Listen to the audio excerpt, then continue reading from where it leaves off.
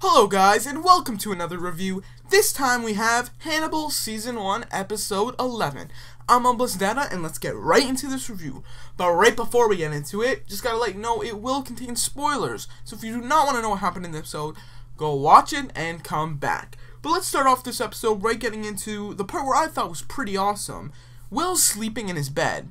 And actually, before I say that, this whole episode was basically focused on Dr. Gideon, which was a killer, basically a serial killer, from a couple episodes ago, who was convinced that himself that he was the Chesapeake Ripper. We obviously know that he's not the Ripper because, well, Hannibal's the Ripper, but he's really convinced himself, and even the doctors have, that he's actually the Ripper, and it's really in his mindset, like, who am I? Am I Gideon? Am I the Ripper? Who am I? That's really where he's going with. This really parallels Will, because Will Graham, he's really, like, kind of in the same situation. He's kind of confused on who he is himself also, because, well, although he knows that he's Will, obviously, he's having, like, a personality conflict with all these killers that he has to basically become. And he's really losing himself in his empathy and in his way that he reacts with them. And we really see this coming through in this episode. But where this is really, really prevalent is right in the beginning. Will's sleeping, and he sees icebergs collapsing. This is where he's dreaming. And just a tidal wave goes over him, and everything starts to get hot, steaming on his bed, water's on his bed. His alarm clock starts to, like, dissolve, and then he just turns into water. What does this mean? Why is this happening? Well, it's basically symbolizing his deterioration of his mind. Because, like water, how water pounds on a rock. Over time, water will keep on hitting a rock, and it just keeps on going down, down, down. It's just hammering away, and it just doesn't let up, but it slowly deteriorates. And Will's kind of like the parallel to that. He's like basically a rock that water just keeps on hitting, and it's just deteriorating, deteriorating, deteriorating. That's basically what that means. And we see, like, this water, like, influence in this whole episode. Like, Will just kind of hallucinates a little bit. He sees water. Hallucinates a little bit. He sees water. We can see it's always affecting him, and he cannot get out of it. But anyway, after that, he's awake and everything. So Gideon's being transported at this point, and the doctor, the head doctor, the one that knows Hannibal, is with him, and he's basically there, and he's saying, like, I'm gonna sue, and this is Gideon talking, he's saying, I'm gonna sue you and all the other doctors that made me think that I was the Ripper, this isn't right, blah, blah, blah. So Gideon is really angry, and he basically wants to kill everyone that he feels made him believe that he was the Ripper. So then, basically, while Gideon's being transported in this armored truck, he starts talking to the guards, saying, "Oh, are you guys married? Oh, I find if you don't want to get a divorce, just kill them. It's quicker." It's really disturbing.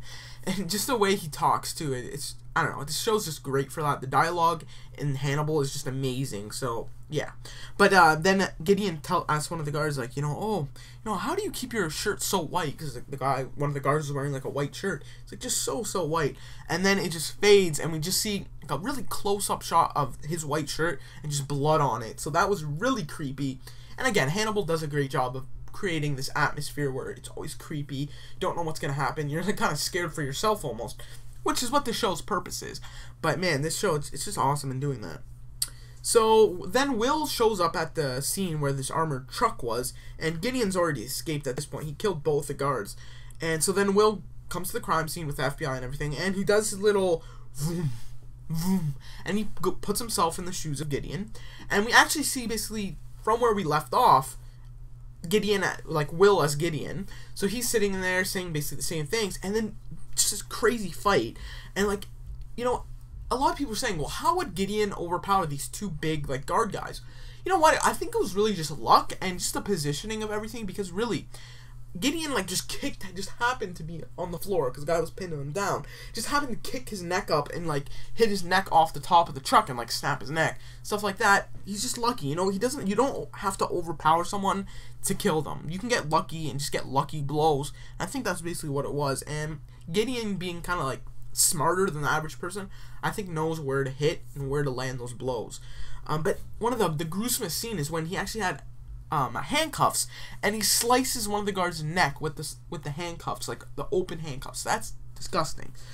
So yeah, this whole fight scene was awesome, and they actually find, like, the FBI, like, crime scene guys, they find like organs hanging on trees, and they're tied onto them by the veins, and it's all these like the guards, the people there, and they're all just there, all out in the open, just laying there with their organs just hanging from trees all around. Another really gruesome scene, and again, Hannibal's the best at doing this. So then Will and Alana meet with the doctor that was kind of like going through with Gideon, and he says something, and it just startles Will, and this is why I want to bring it up. He says, how can you sleep with that on your shoulders? Obviously, we know Will's having a sleeping problem. He's having like a mental problem, or should I say physical, but obviously he thinks it's mental, even though it's actually physical, because Hannibal's hiding it from him. But, that really shell-shocked him right there, and you could really see it was prevalent. And even after that, he says, I think Gideon wants to let everyone know that he's the Ripper. But you know what? He's not even sure if he's the Ripper, and that's the scary thing. And this is brought up again and again. Well, if you have a mental disability like that, how do you actually know you do? You're gonna like in Gideon's case, he thinks he's the Ripper. How would he how do you know that you have a mental disability? You don't, and that's the scary thing, and that's what a lot of people are afraid of. And I know that that's a big fear that I understand, and I would say I actually am scared of that. It's really scary, and modern medicine hasn't fixed some of these mental disabilities. We don't know a lot about it. That's basically what Hannibal's doing. He wants to watch Will as he deteriorates and find out more.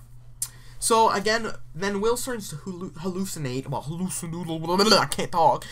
Will starts hallucinating again. And basically, he sees antlers everywhere. So again, Hobbs is brought up again.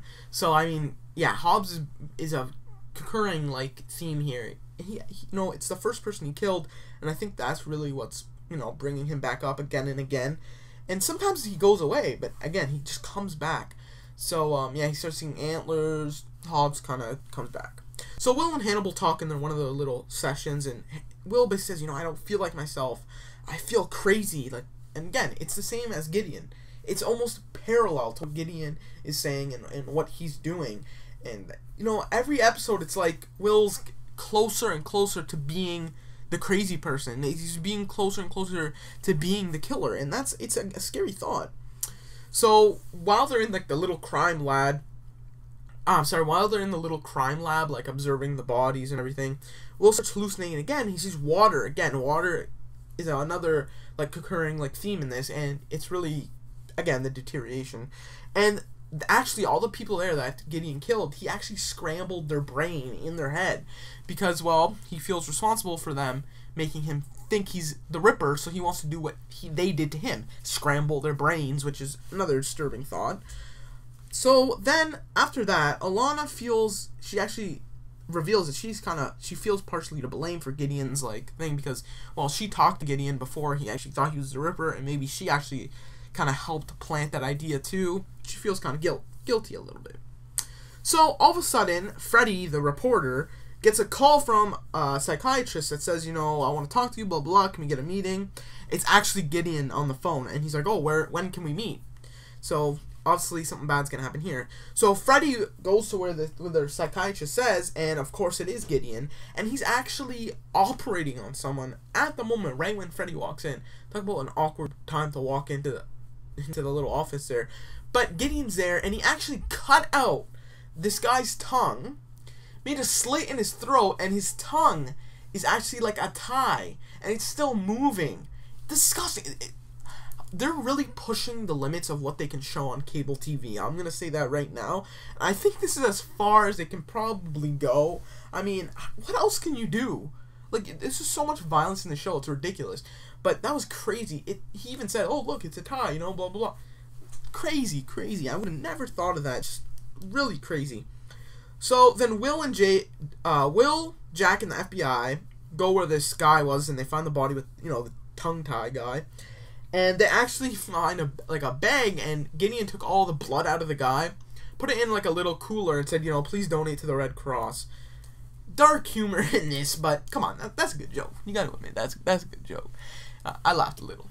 But then they find out that Freddy has actually been helping Gideon a little bit because, well, she posted on her site about this killing. She was there before the FBI, so she's actually basically reporting what Gideon's doing, and that's what Gideon wants. Gideon wants to flush out the Chesapeake Ripper and kind of confront him himself. And what better way to do that, to get to attention of him, by actually having a reporter right there reporting while you're killing. So we see Lecter, and obviously he's angry. We see another one of those shots where he's just like, that guy, I gotta get him. So we don't really know what's gonna happen. But now we find that there's another victim. This time it wasn't Gideon though, it was the Ripper, but obviously they don't know that Hannibal actually killed someone. Did the same thing with the cut neck tie, but he actually cut off the victim's arm.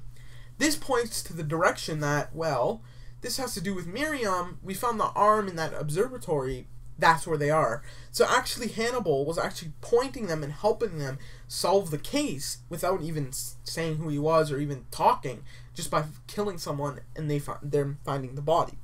So Gideon is then, we go to this little scene, Gideon's about to perform surgery on the doctor, the main doctor that Hannibal was talking to, and because, again, he feels that he's responsible for, like, messing his own mind up. And Freddy's watching and helping, and just the fact that she's calm about it is really disturbing, because, I mean, like, you're seeing this guy getting cut open, and you're like, oh, yeah, that's fine. She doesn't even look that scared. Like, it's just like, oh, yeah, I'm getting a story. That's what it seems to me.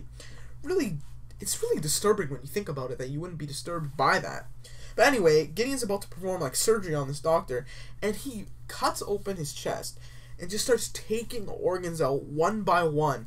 Really, really gruesome scene right there, and they actually show it. Like, they don't actually show him, like, ripping them out, but they show him, like, putting them in a bowl, and they actually show him a scene where, like, actually in someone's chest, which was, again, pushing the limits of cable TV.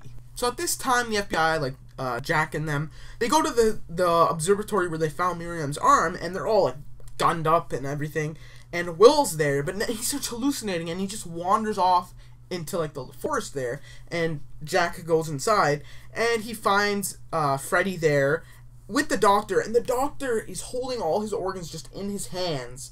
He's still alive, but disgusting, and Freddy's just like, he's gone, Gideon's gone, and she's pumping, like, a little respirator thing to help him breathe. Like, again, like, Freddy, like, what are you doing? You're, like, disturbing me, and you're not even killing him. But anyway, so Gideon's gone at this point. So we see Gideon. He's near the observatory, but he just, like, smiles, walks away. He has a car ready to go. He gets in, and in the back seat is Will. And at this point, Will is almost like almost having a seizure. Like, he's just like, like shaking, like really uncontrollably. And I feel bad for Will at this point. So Will holds the gun to Gideon, but he doesn't see Gideon. He sees Hobbs, which is the craziest part. He's hallucinating. He's just like, Hobbs, just drive to Lecter's house. They go to Dr. Hannibal Lecter's house, and Will brings in Gideon / Hobbs because he sees Hobbs. Gideon sits down at the table, and Lecter is like, "What's going on? Are you okay?"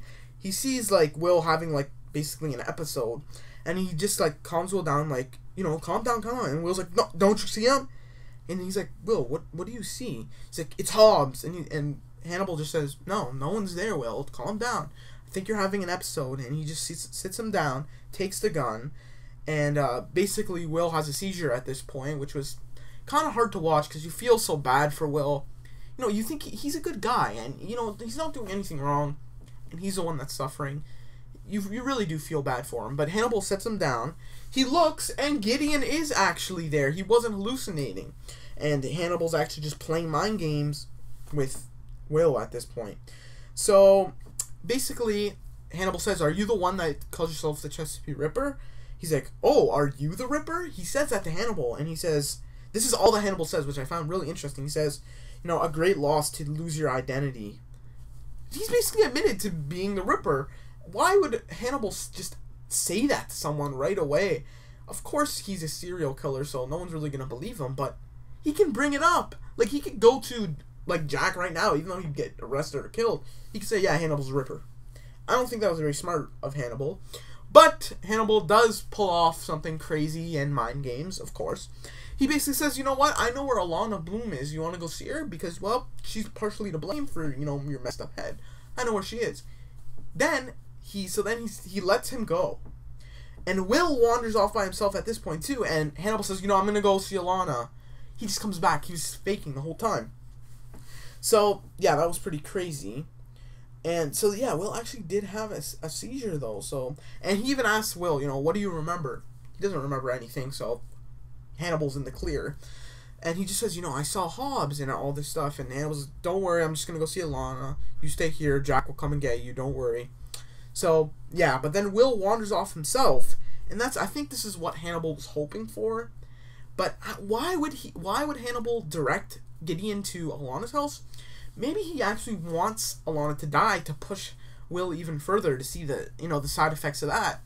Or maybe he just doesn't care at all, but I actually think he does kind of have some sympathy and cares, I guess, to some degree for Alana, but I could be wrong. But I think it was just to push Will even more. But again, Hannibal actually doesn't go to see Alana and kind of protect her. But, so Will goes off by himself, and he actually finds Hobbs. Well, he thinks it's Hobbs, but it's actually Gideon. Gideon's standing right in front of Alana's house. He's staring at her through the window. How creepy is that? But, Gideon says, I don't think I can be myself ever again. And it's really paralleling what Will is feeling right now, and that's the big thing right now. But, again, Will is seeing Hobbs, so he doesn't really know what's going on. And, again, he's shaking, he's quivering, he doesn't know what's going on. He's basically in a seizure right now, so really scary stuff. But then Alana hears a gunshot. Will shot Gideon, which he thinks is Hobbs. So, this raises a question. At this point, does Will think that, will Hobbs be gone because he killed him, again? I don't know. I think it really symbolized Hobbs just getting out of here, you're done. But it's probably not because, Abigail is still a liability right now, and something that Will still feels responsible for. So I don't think this is the last time we're going to see Hobbs in the show. I really don't think so. But, yeah, he actually did kill Gideon. So Gideon is gone at this point. So was it Lecter's plan all along for Will to kill Gideon? Because, Hannibal wants Gideon dead. He's a copycat. He's copying my work. This is my work. I'm proud of it. And someone else is taking credit for it. No, I'm the Ripper. You're not. That's basically what I feel that Will is saying. That Hannibal is saying. So was he planning this all on so Will would end up killing him? Because obviously he doesn't want to kill him because that just leads something else to tack on to him. I killed Tobias. I killed the Nick guy with Abigail. Now I killed this. Too much suspicion. So I think that he actually did want Will to kill Gideon all along. So, Jack is talking to Lecter at this point. He says, I think Will will be fine. He's okay. He took down Gideon. He's still proving that he's okay, blah, blah, blah. You know what? He's not. And that's what basically Hannibal says. And he's saying, I think you should suspend him, give him some time off, but no. So then right after that, with the last scene, Hannibal goes to his psychiatrist and says, I see madness in Will, and I want to contain it. That gives you a good perspective on how Hannibal thinks about Will. He even says, I'm not more fascinated by the madness than the man. I see myself in Will. I see friendship. And that says a lot. And again, I've said it before, Hannibal, I think, really does care for Will. And it's basically said right here that he does. But I think that this madness and this thing that he wants to observe and watch is going a little too far. And I think he should just stop and just save Will at this point. But will it happen? I don't know. And the last closing sentence is, sometimes all we can do is watch. That's what Hannibal's psychiatrist says to himself. Great episode. I think it was one of the better episodes. And, man, I've been going for, almost 20 minutes now. So, I'm going to wrap it up. But really great episode. Really, on the higher end of 10 out of 10, I would say. Not 10 out of 10, but, 9.5, 9.7. It was a great episode. So, with only 2 episodes left for Season 1 of Hannibal, we don't really know where it's going to go, but I know it's going to go in a good direction. So thanks guys for watching. Don't forget to rate, comment, and subscribe, and I'll talk to you later. I'm Unblessed Data, and I'll see you later. Bye.